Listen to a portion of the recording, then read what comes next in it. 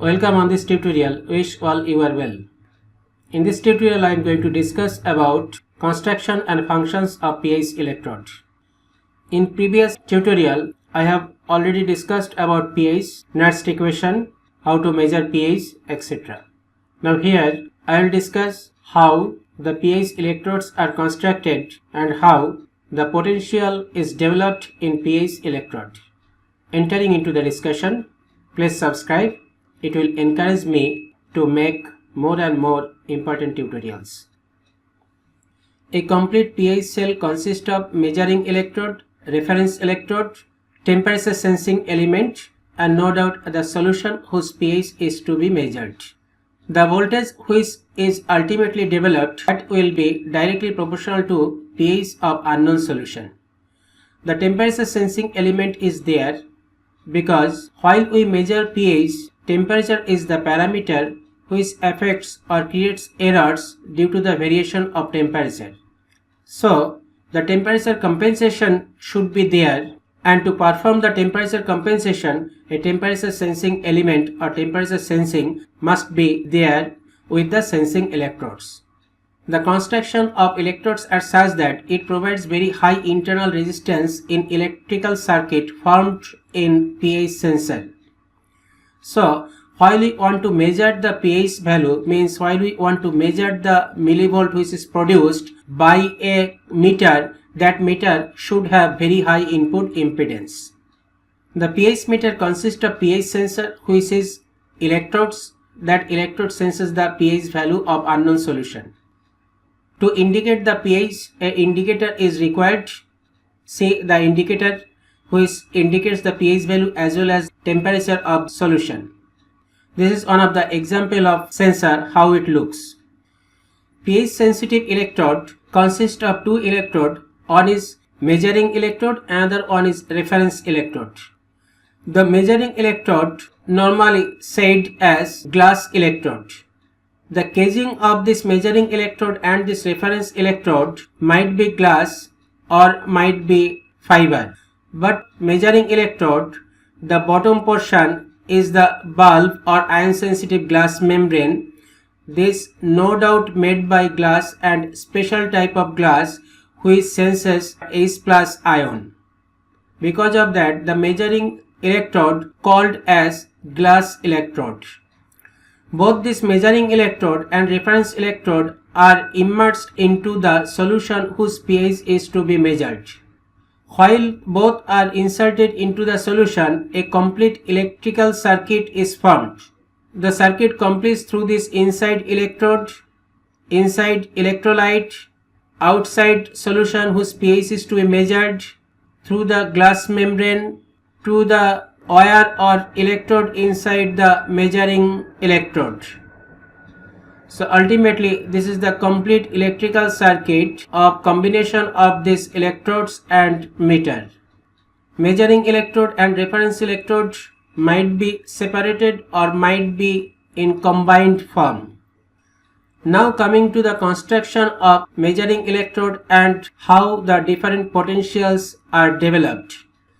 The main part of the measuring electrode is ion sensitive membrane. The lower part, hydrogen ion sensitive membrane. The thickness of this is around 0.2 to 0.5 millimeter. This membrane is doped glass membrane with silicon oxide, sodium oxide and calcium oxide with the proportion of 70 to 22 and 6. Inside this glass electrode, a wire is there. This wire is silver with a silver chloride coating. This electrode is filled up with a potassium chloride solution of 0.1 mole. When silver chloride wire is immersed into the KCl solution, potential will be developed at silver chloride wire using the property of galvanic cell. The magnitude of this potential depends on the chlorine ion into the electrolyte.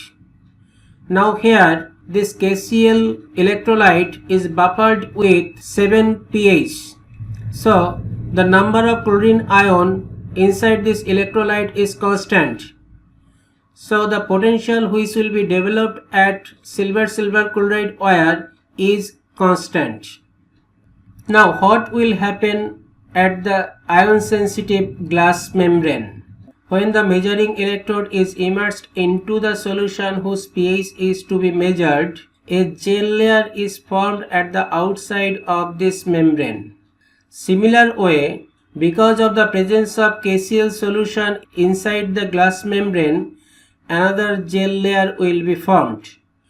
Now, a continuous exchange of H plus ion in the gel layers and H plus ions of the solutions takes place on both the sides of the membrane, at the outside as well as at the inside.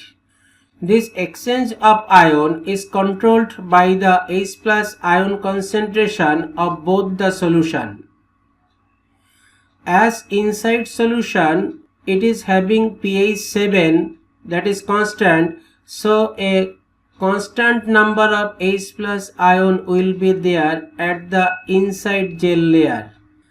But at the outside gel layer, because of the presence of H plus ion at the solution, the number of H plus ion will be varied.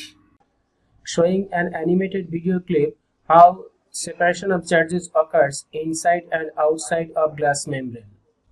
Say the solution is HCl, smaller size H plus ion will enter into the gel layer outside the glass membrane, and comparatively larger chlorine ion will be inside the solution.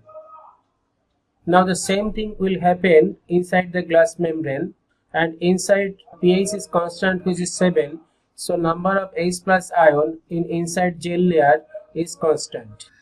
At inside gel layer, number of H plus ion is constant, but at outside gel layer, number of H plus ion is varying, and it depends on the H plus ion concentration of the solution whose pH is to be measured. If the solution is acidic, then number of H plus ion at the outer gel will be higher. If the solution is basic or alkaline, then number of H plus ion at the outer gel will be lower. So there will be a separation of charge between the inside layer and outside layer. This separation of charge ultimately develop potential. So in this case, at the inside layer, one potential will be developed that will be constant because the electrolyte is having 7 pH, which is constant. But at outside layer, as the number of H plus ion depends on the H plus ion in the solution, so the potential developed at outer surface is varying.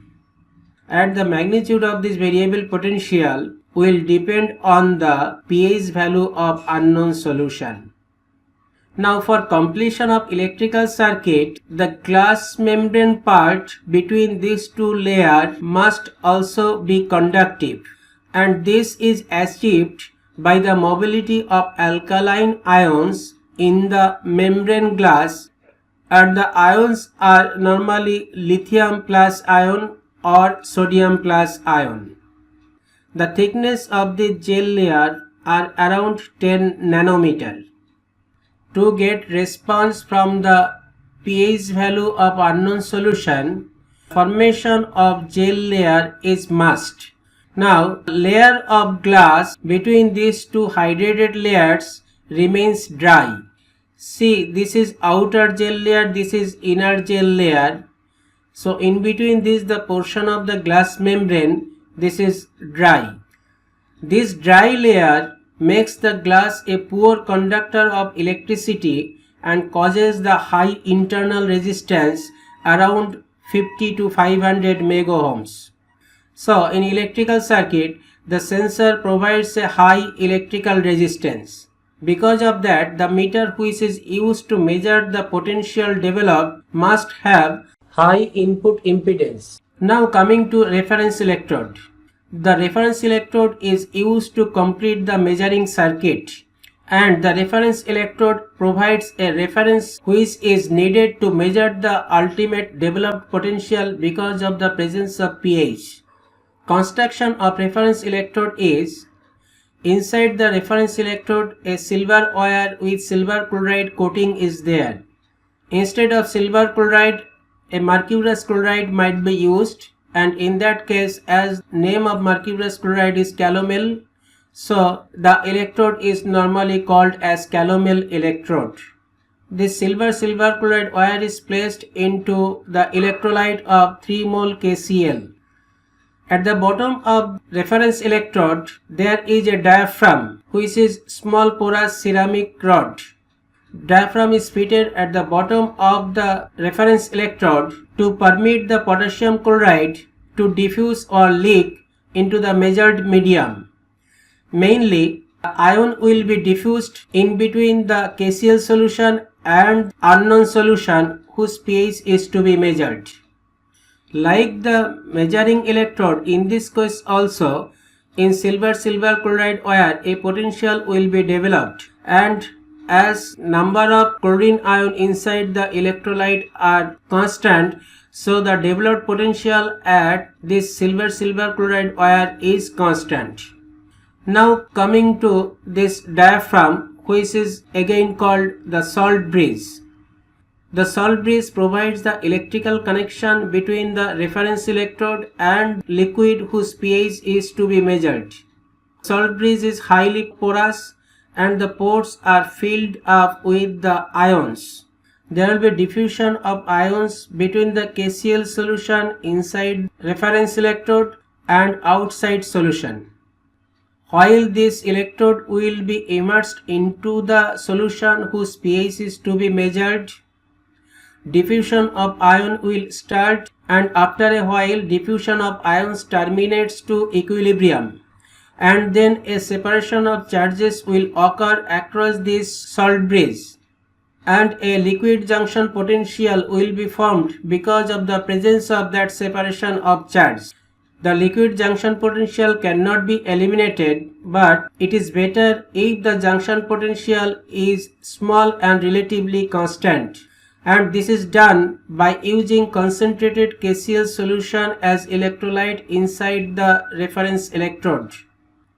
For proper functioning of this reference electrode, ion must be free to migrate through the junction pores.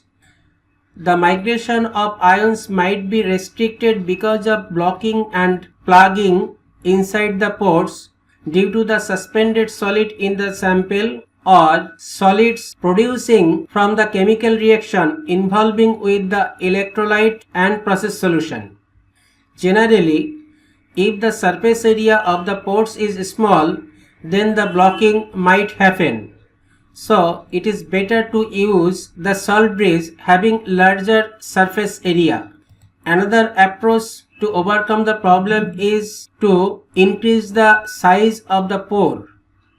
Say in this figure, while the size of the pore is larger, then suspended particles might enter into the pores and it might clog or block the pores, which will hamper ion diffusion through the pores.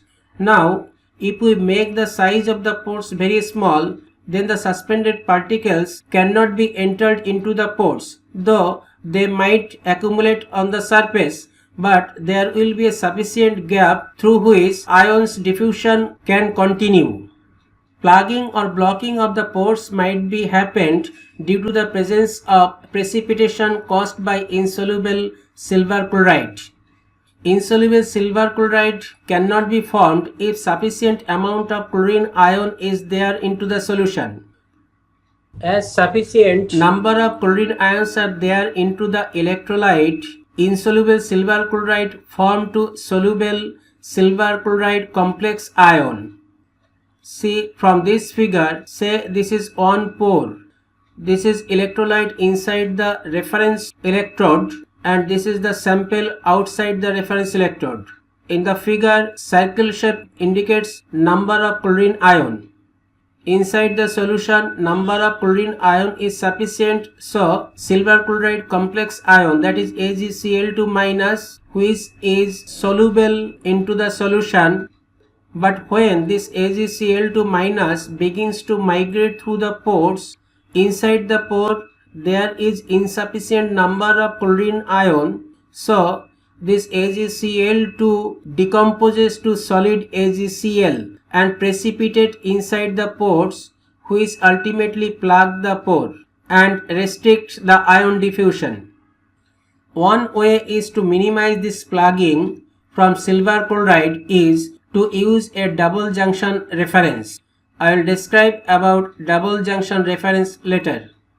So I have described about the construction of measuring electrode and reference electrode, as well as how and what are the different potentials are developed in these two electrodes. Now these two electrodes might be in a separate form or might be in a combined form. See, this is the combined form of electrodes. These are having two concentric tubes. Inside tube is the measuring electrode with the ion sensitive membrane. Inside this KCl electrolyte with silver chloride wire. Another wire we can see here, this is the temperature sensing element. We know that temperature affects for the measurement of pH, so temperature compensation is needed. For that case, the temperature sensor is here. At outside tube, again the AgCl or calomel electrode is there, which is immersed into the KCl solution. This is a junction which creates electrical connection between inside electrolyte with the measuring solution. A small video clip showing how combined electrode is formed with measuring and reference electrodes. So what I have already discussed about different potentials, in this figure again I am explaining a little. pH measuring system ultimately produce a potential which is defined by Nernst equation. The equation is E is equal to E0 minus 0.1984 T pH. Now in this figure the different potential is defined here. This is a cross-sectional view of a combined electrode. This is the measuring electrode. Inside this measuring electrode, this is silver chloride wire. So here a potential will be developed that is defined here by E4. This is ion sensitive electrode. Inside layer of ion sensitive electrode a potential will be developed. This is E3. This E4 and E3 are constant as the electrolyte here is used which is having a pH 7 which is constant. At the outside surface of the electrode, one potential will be developed that is defined here by E1. The value of this E1 is not constant, it depends on the H plus ion concentration, that is the pH value of unknown solution. Now when the pH of inside solution and pH of outside solution is equal, means the outside solution is having 7 pH and inside solution is no doubt 7 pH, at that moment there should not be any potential difference between this inside surface and outside surface. But in real case, a small amount of potential is present there. That small amount of potential is defined as E2, which is called asymmetry potential. This is also constant. Next case of reference electrode. Inside this is calomel electrode or silver chloride which will produce a constant potential, and this is the junction which will again produce a constant potential. So E2, E3, E4, E5 and E6 are constant and combination of this is E0 in Nernst equation, where E0 is normally called standard cell potential. This is the term which is related with E1 and the value of this E1 is related with value of unknown pH. So ultimately the combination of all these potentials gives the equivalent potential which is E, and this E is sensed by the voltmeter and gives the reading in terms of pH. How the pH meter gives the pH value? Before using the pH meter for the measurement of pH, the pH meter is normally calibrated. While it is calibrated, it gets a relation between millivolt production with respect to different pH. Here that relation is defined by this straight line. When the pH sensor is immersed into the solution of unknown pH, the sensor will produce a particular millivolt. The pH meter gives corresponding pH value of that millivolt as indication. At present with me, I have one combined type pH sensor. I am showing it. We can easily detect the ion sensitive glass part rounded shape and silver chloride wires inside measuring electrode and reference electrode. So what we have discussed? We have discussed construction and functions of pH electrode. What are the material used for the wire inside measuring electrode and reference electrode? How hydrogen plus ion sensitive glass membrane is constructed? What is the function of junction in reference electrode? What are the different potentials developed in glass electrode and reference electrode? And ultimately how unknown pH is measured using this pH sensor and pH meter. In next tutorial I will discuss how to calibrate pH meter. Please subscribe, put your comments and queries in comment section.